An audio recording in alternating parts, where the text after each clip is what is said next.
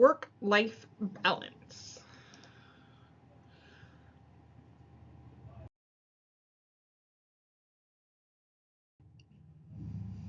What does a good work-life balance look like? A healthy work-life balance will mean different things to us all.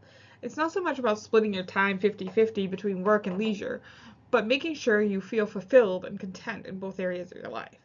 A healthy balance might look like meeting your deadlines at work while having some time for friends and hobbies, having enough time to sleep properly and eat well, not worrying about work when you're at home. This can be challenging if, for example, you also have caring responsibilities, a demanding job, or health difficulties.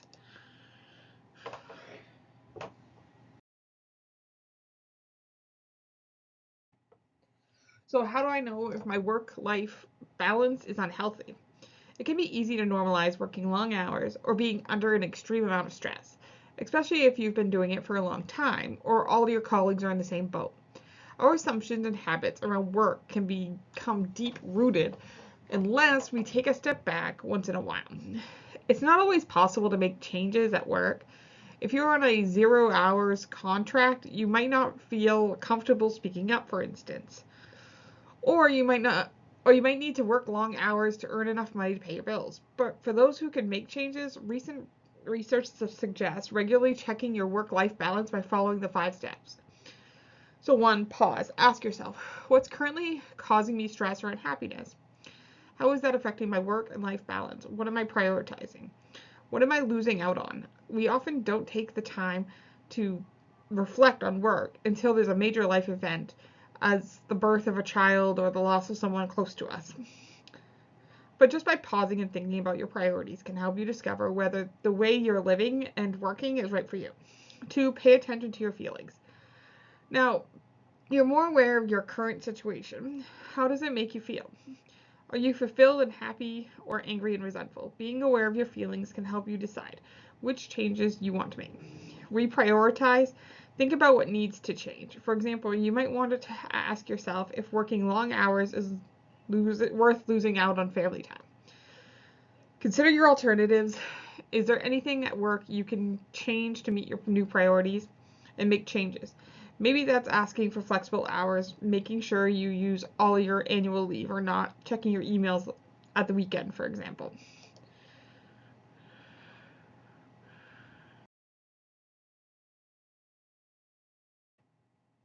So in this video, I'm going to go over there are 8 ways to create a better work-life balance, as well as how to be a supportive manager in supporting those balances.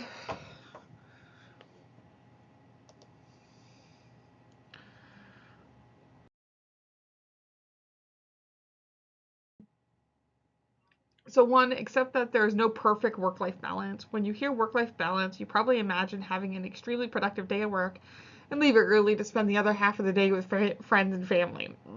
While this may seem ideal, it's not always possible. Don't strive for the perfect schedule. Strive for a realistic one. Some days you might want to focus more on work, while others you want more time and energy to pursue hobbies or spend time with loved ones. Balance is achieved over time, not each day. It's important to remain fluid and constantly assess where you are versus your goals and priorities. At times, your children may need you, and other times you may need to travel for work. But allowing yourself to remain open to redirecting and assessing your needs on any day is key in finding balance.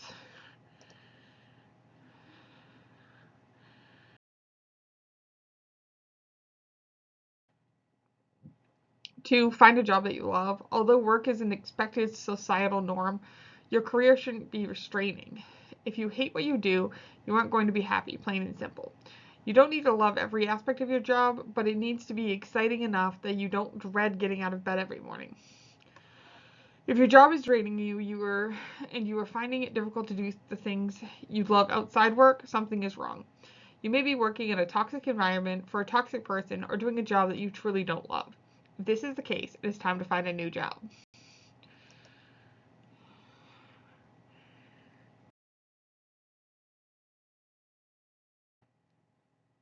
Prioritize your health.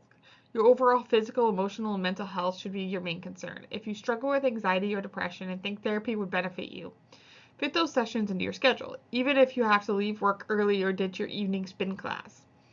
If you are battling a chronic illness, don't be afraid to call in sick on rough days. Overworking yourself prevents you from getting better, possibly causing you to take more days off in the future. Prioritizing your health first and foremost will make you a better employee and person. You will miss less work when you are there. You will be happier and more productive. Prioritizing your health doesn't have to consist of radical or extreme activities. It can be as simple as daily meditation or exercise.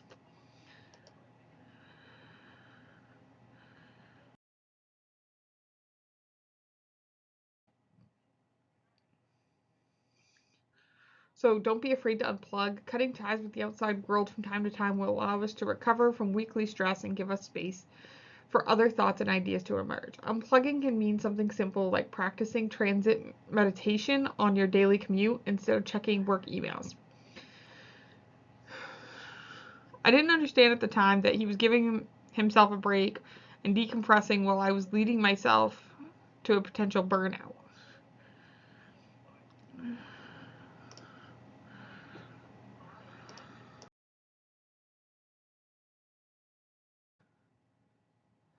Take a vacation. Sometimes truly unplugging means taking a vacation time and shutting work completely off for a while. Whether your vacation consists of one day staycation or a 2 week trip to Bali, it's important to take time off to physically and mentally recharge.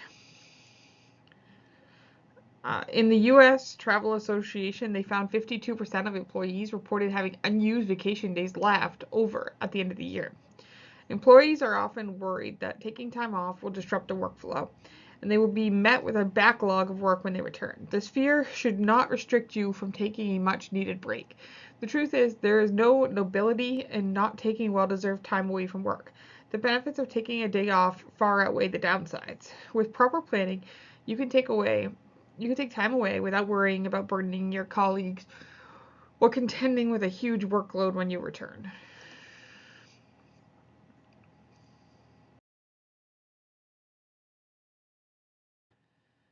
So make time for yourself and your loved ones. While your job is important, it shouldn't be your entire life. You are an individual before taking this position, and you should prioritize the activities or hobbies that make you happy. If you do not firmly plan for personal time, you will never have time to do other things outside of work, no matter how hectic your schedule might be. You ultimately have control of your time and life. Realize that no one at your company is going to love you or appreciate you the way your loved ones do. Also remember that everyone is replaceable at work. And no matter how important you think your job is, the company will not miss a beat tomorrow if you are gone.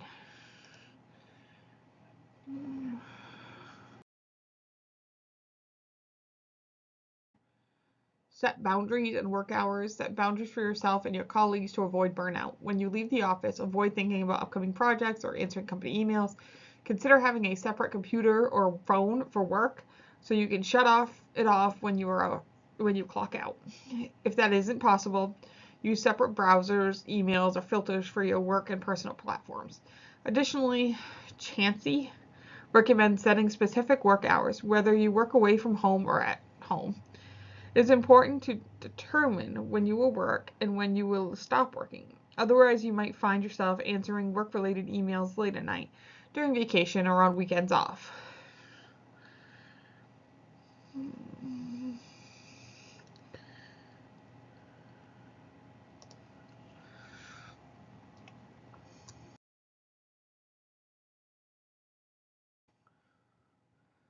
Set goals and prioritize them and stick to them. Set achievable goals by implementing time management strategies, analyzing a to-do list, and cutting out tasks that have little to no value.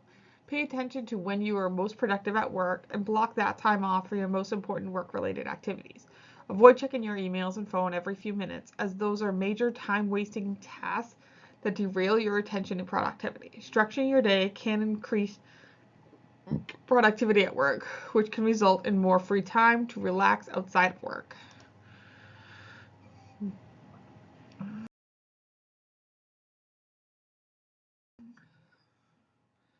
So, the rise of the flexible workplace. Those who do maintain a successful balance between their often point to their flexible work schedules. Recent research found that in the past 7 years, many employers have allowed workers greater flexibility, both with their schedule and where they work. It is clear that employers continue to struggle with fewer resources for benefits that incur a direct cost. However, they have made it a priority to grant employees access to a wider variety of benefits that fit their individual and family needs and that improve their health and well-being. As we look ahead, it is clear that in order to remain competitive, employers must find ways to offer flexible work options if they want to attract and retain top talent. Work-life balance will mean different things to different people because, after all, we all have different life commitments. In our always-on world, balance is a very personal thing, and only you can decide the lifestyle that suits you best.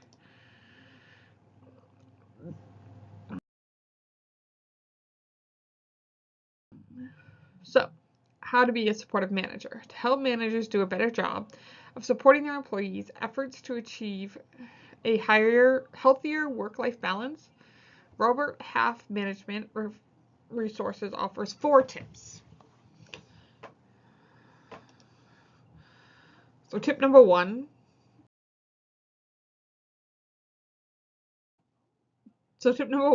Know what your employees are striving for. Not everyone has the same work-life balance goals. Talk to each employee about their objectives and then determine what you can do to help them. Some employees may benefit from working remotely a couple of days each week, while others may prefer altering their daily work schedule. It's important to be open-minded and flexible. 2, set a good example. Your employees follow your lead.